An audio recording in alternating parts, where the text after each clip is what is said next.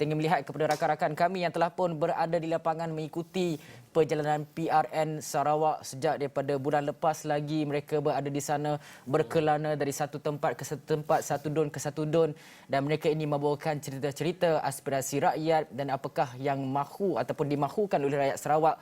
Dan kami ada Syaf Syukri yang berada di Bilik Taliman IPD Kapit Don Bukit Goram, dan dalam masa yang sama juga editor Hasim Hassan Dewan Mesyuarat IPPK Sarawak Kuching di Don Tupong, Don Samariang dan Don Satok. Kemudian kita ada Fadilah Sulaiman Kem Sri Miri di Don Lambir, dan dalam masa yang sama juga akhir sekali adalah Hasimi Muhammad IPD Simunjan di Don Simunjan dan juga Don Gedong. Selamat pagi kepada semua rakan-rakan tugas di lapangan. Nampak dia orang makin fresh ataupun fresh pada pagi ini ya, Hafizi ya.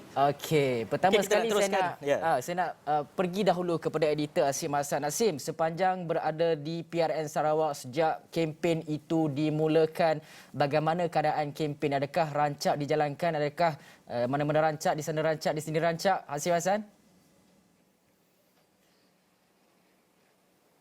Terima kasih Hafizi dan Hafizi. Saya sebenarnya sudah beberapa kali membuat liputan mengenai pilihan raya sepanjang saya bertugas atau menjadi kali pertama. Raya kali ini di Sarawak adalah kali pertama saya membuat liputan di Sarawak. Sebelum ini saya membuat liputan di PRN Sabah, yang mana saya lihat adalah ada persamaan di situ, yang mana kita mengadakan pilihan raya itu sewaktu pandemik COVID-19, yang mana juga ingin juga saya melihat kepada SOP-SOP yang dikeluarkan oleh SPR dan juga Kementerian Kesihatan Malaysia sewaktu itu. Tetapi dia cukup berbeza kali ini di Sarawak, yang mana SOP itu lebih spesifik. Kempen-kempen juga dipatuhi sepanjang saya mengikuti kempen-kempen pada waktu malam sehingga jam 9.30 malam. Sudah pasti setiap calon akan berhenti, akan orang kata wrap up dia punya kempen, dan untuk memastikan pukul 10, tepat pukul 10, masing-masing sudah beredar daripada satu kawasan yang dibenarkan untuk berkempen.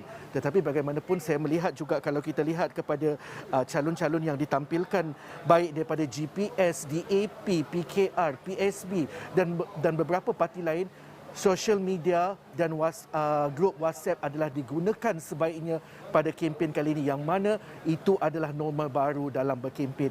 Penggunaan social media juga digunakan sebaiknya lah oleh setiap calon dan setiap parti untuk memastikan aspirasi dan manifesto calon masing-masing sampai kepada rakyat, kerana ini penting. Rakyat yang juga pengundi perlu tahu calon mereka, perlu tahu wakil-wakil rakyat yang cuba untuk mewakili mereka nanti. So, maknanya ini adalah proses demokrasi yang sihat. Ingin juga saya bawakan, saya berada di Dewan Mes Pegawai IPK Sarawak ini di Kuching, yang mana terdapat 872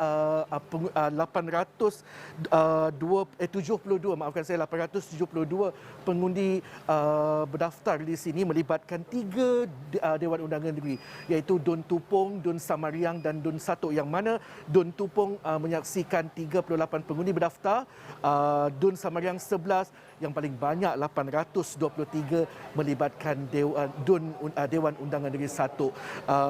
Masing-masing, yang mana kita tahu ada 4 saluran, di Don Satok ada 2 saluran, di masing-masing 1 saluran bagi Don Tupong dan juga Samariang. Hafizi dan Hafizi. Baik, Hasim, kalau kita lihat di belakang Hasim itu ramai sudah pegawai-pegawai polis sudah pun beratur untuk membuang undi ataupun untuk mengundi lah di hari pengundian awal. Mungkin Hasim dapat ceritakan sedikit persekitaran di situ, bagaimana cuacanya dan sebagainya, Hasim.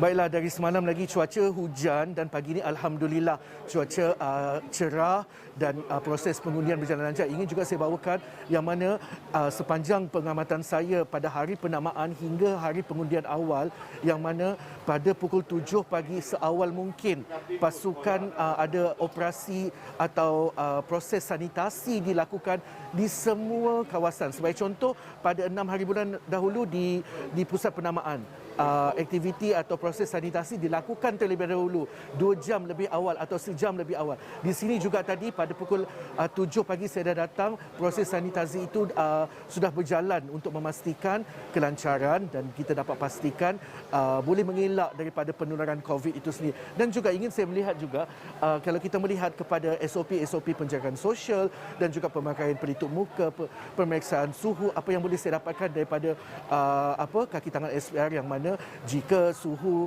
pemeriksaan suhu itu melebih kepada 37.5, mungkin mereka akan diberikan untuk membuang undi, menunaikan tanggungjawab di satu kawasan yang lain atau yang bergejala terutamanya. Hafizi dan Hafizi.